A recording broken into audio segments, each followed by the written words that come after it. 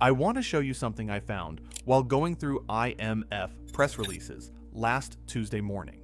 And I'll be honest, I almost scrolled past it. The headline was dry, the kind of headline that gets published at 8 a.m. and gets read by maybe 12 people, and 3 of them are interns. It said roughly, IMF completes 4th review, disperses $33 million, cautious optimism. And normally, that's where the story ends. Another review cycle, another tranche, another box ticked, but something made me stop. Because the country attached to that headline was Burkina Faso, a country that, let me be direct, most financial media treats as a footnote at best and a cautionary tale at worst. A landlocked nation in the central Sahel, dealing with active security pressure, a military-led administration that came to power through a 2022 coup, and the kind of structural economic fragility that takes decades to untangle. So why exactly was Burkina Faso not just surviving a CHIO program review, but passing it? Why was the IMF not pulling back, but deepening its commitment with $124 million in new resilience financing approved through 2027? And why? This is the number that genuinely stopped me cold. Why did Burkina Faso just record 94 metric tons of gold production in 2025? That is a national record, the highest in the country's entire documented mining history. I'm going to spend the next 20 minutes walking you through what I think is actually happening here. Not the surface story, not the headline, but the mechanics underneath it, the policy architecture, the numbers that don't usually make it into the press, and the honest question of whether this is a genuine structural pivot or just a commodity boom with good timing. Because I've looked at both possibilities carefully, and I think the answer is more complicated and more interesting than either the cheerleaders or the skeptics are willing to say. Let's start with the gold, because I think most people are misreading what 94 tons actually means. Burkina Faso has been a significant gold producer for years. This is not new. The country has sat inside the top tier of African gold exporters for most of the past decade, and international mining companies have operated there through various administrations and various political climates. So when I say 94 tons is a record, what changed? Why 2025? Why now? The easy answer is global gold prices. And yes, prices have been elevated. Gold crossed $2,300 per ounce in early 2024 and stayed elevated through most of 2025. That tailwind is real. I'm not dismissing it. But here's what I disagree with in the standard coverage of this story. Price alone does not explain a fiscal turnaround. Price spikes happen. Africa has seen gold surges before, and historically, the pattern has been prices go up, exports go up, GDP ticks upward, and then, somehow, the deficit persists. The currency stays under pressure. The public balance sheet doesn't meaningfully improve. Why? Because of what economists call the capture problem. How much of that price movement actually lands in domestic fiscal revenue versus leaking out through royalty underpayments, licensing irregularities, transfer pricing arrangements, or outright evasion by international operators? In many resource economies, the answer is surprisingly little. What I found specifically interesting when I looked at the governance diagnostic assessment that the IMF published alongside this review is that 6 of 11 priority governance recommendations had been completed by mid-2025.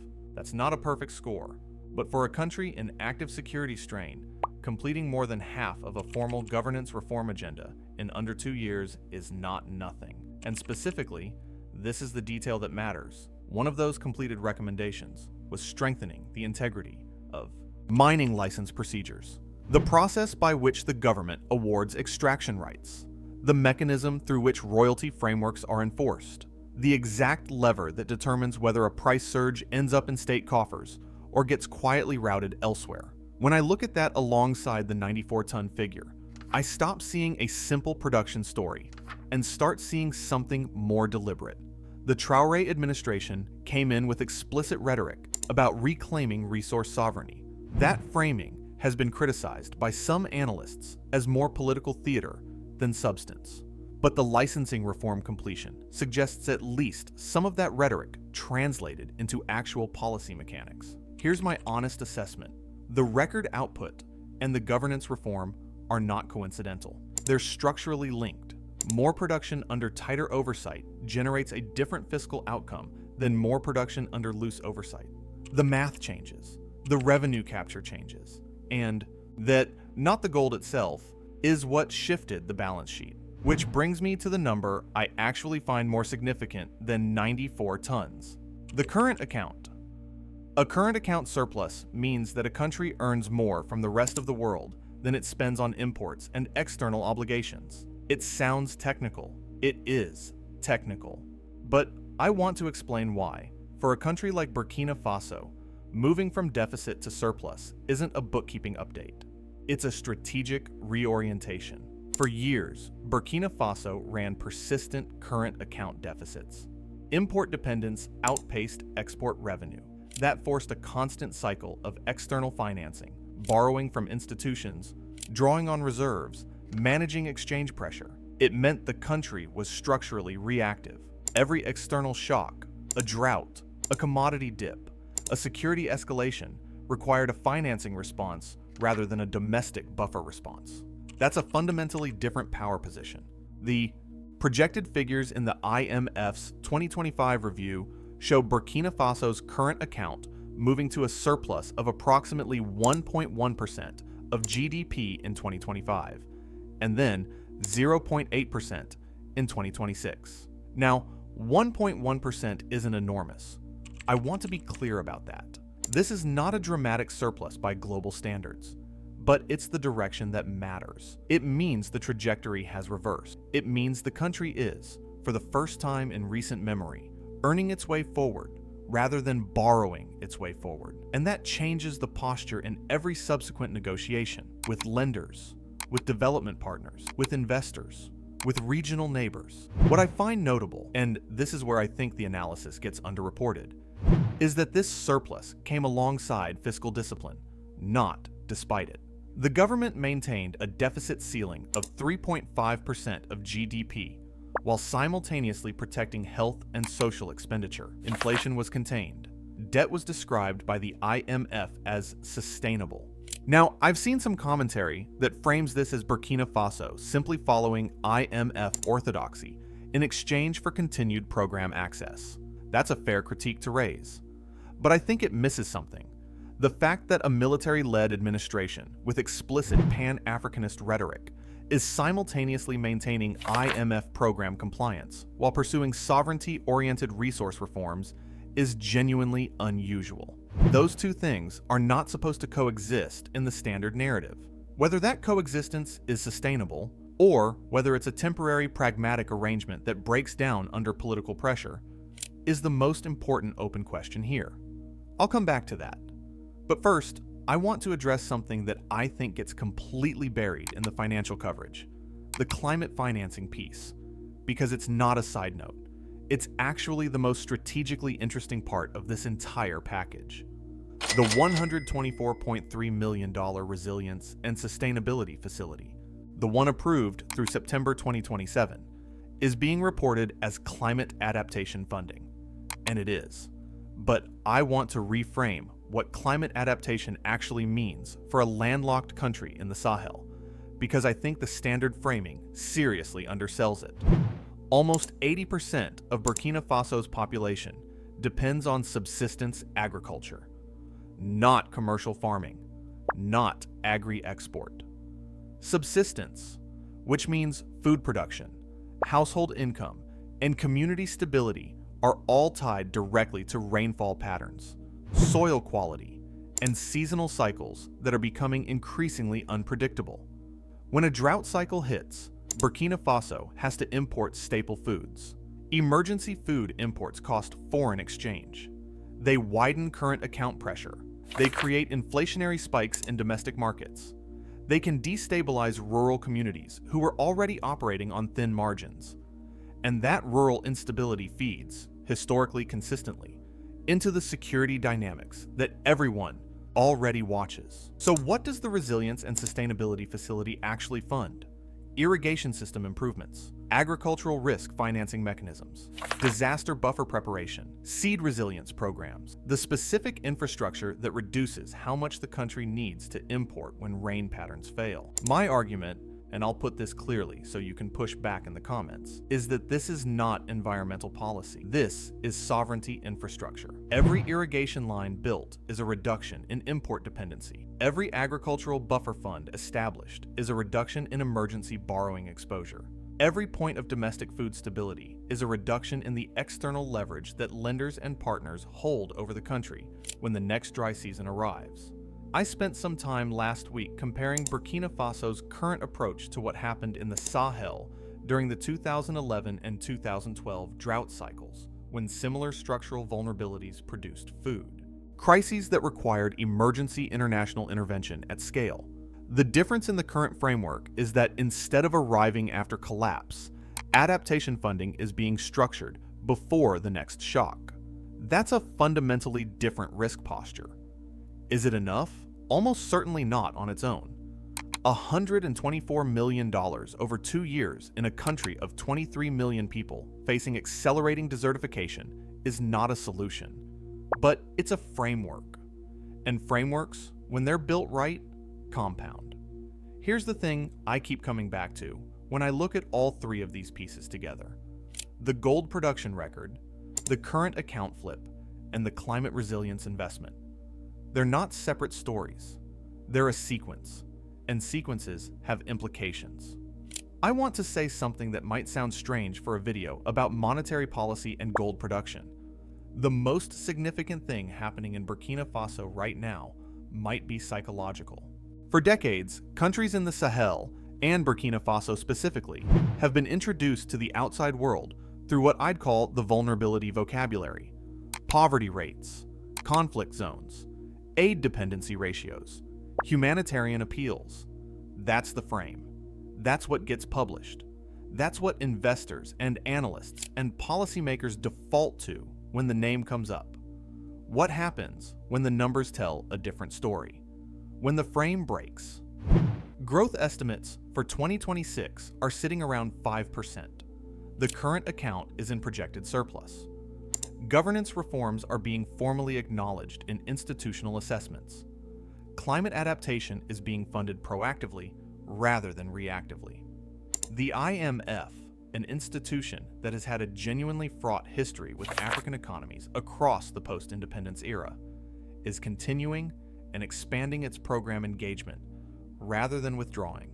These are technical signals, but technical signals alter expectations. And expectations are the invisible scaffolding of economic behavior. They shape how investors price risk, how development partners allocate resources, how citizens calibrate ambition, how young people in Ouagadougou decide whether to build something locally or leave. I'm not saying the security situation has resolved. It has not. I'm not saying the governance trajectory is locked in. It isn't. I'm saying that when a country that has been habitually framed as fragile begins producing data that challenges that framing, something shifts in the room. The conversation changes. And I think that shift matters particularly for the generation that's been watching this play out. Because for a lot of African youth, and I hear this reflected back in comments on videos like this one, the old model feels circular. Resources get extracted. Debt gets accumulated. Austerity follows. Frustration follows austerity. Repeat. When even one piece of that cycle gets interrupted, the imagination opens up, not to fantasy, but to realistic possibility, which is actually more powerful. The question then becomes, is this interruption durable? Or is this a pause in the cycle before it reasserts itself? I want to be straightforward about the structural vulnerabilities here, because I think uncritical optimism serves no one. First, gold price dependence. The current account surplus is real, but it's real in a context of elevated global gold prices. If prices pull back, and they will at some point, because they always do, the arithmetic changes, the surplus narrows. The reform dividend gets tested. A government that can maintain fiscal discipline during a price upswing is not necessarily a government that can maintain it during a price correction. Second, security expenditure pressure. Burkina Faso is spending on counterinsurgency. That spending competes with every other budget line. If security demands escalate, and there's no indication they're about to diminish, fiscal space tightens. The 3.5% deficit ceiling becomes harder to hold. The social spending protection that currently insulates the reform narrative from domestic political pressure becomes vulnerable. Third, and this is the one I think about most, institutional depth. Reforms embedded in a political cycle are fragile. Reforms embedded in bureaucratic culture are not. The difference between a governance improvement that lasts and one that disappears when the political leadership changes is whether it lives in systems or in personalities. Right now, I don't have enough visibility into whether Burkina Faso's mining licensing reforms have become genuinely procedural or whether they're still dependent on political will at the top. That matters enormously for the medium term. Fourth, diversification. Gold cannot remain the single engine. Agricultural resilience is being invested in, which is good, but Burkina Faso needs productive capacity beyond extractives. Manufacturing, services, domestic technology, to build an economy that doesn't reset every time a commodity cycle turns. That kind of diversification takes years, and the window for building it sustainably is right now, during the breathing space that the surplus creates. These are not reasons to dismiss what's happening. They are the structural tests that will determine whether this is a trajectory or a temporary upswing, and I'd rather name them clearly than pretend they don't exist. So, is this a moment, or is it a direction? Here's where I actually land after going through the numbers, the policy documents, and the historical comparisons I've been pulling together over the past couple of weeks. I think Burkina Faso is currently in what I'd call a structural hinge point.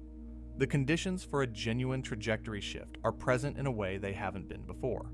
Record production, improved capture, a balance sheet reversal, institutional engagement with climate risk, and a formal governance reform process that has, at least partially, moved from slogan to benchmark. That combination is not something you can manufacture with rhetoric alone, but I also think the next 18 months are more consequential than the last 24, because this is when the tailwinds start testing. Gold prices will fluctuate. Security demands will not resolve. Political pressure on spending will mount. And the international institutions, including the IMF, will be watching whether the discipline that produced the surplus holds when conditions get harder. My prediction, and I want to be clear, this is an analytical opinion, not a certainty. Burkina Faso will hold the surplus in 2026, but narrow it. The growth forecast will come in between 4 and 5% rather than at the higher end.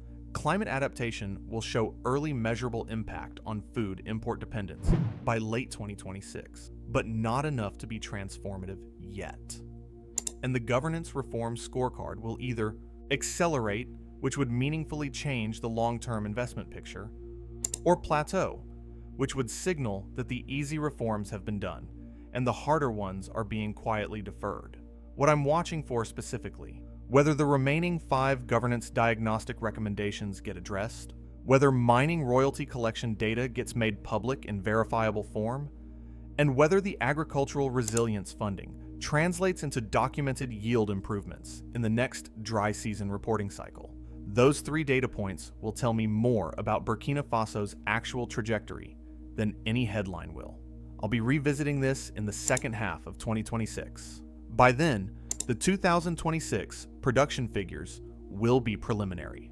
The 5th IMF review will be either completed or under strain, and we'll have the first real look at whether the irrigation investments from the resilience facility made a measurable dent in food import pressure. I genuinely don't know how that review comes out, but I think it's the most interesting economic story in the Sahel right now, and one of the most underreported stories in African development economics more broadly. If you followed this kind of analysis before, let me know in the comments. Where do you think the reform trajectory breaks down first? Is it the gold price exposure, the security budget pressure, the governance depth question, or something I haven't named? I'm genuinely interested in the pushback.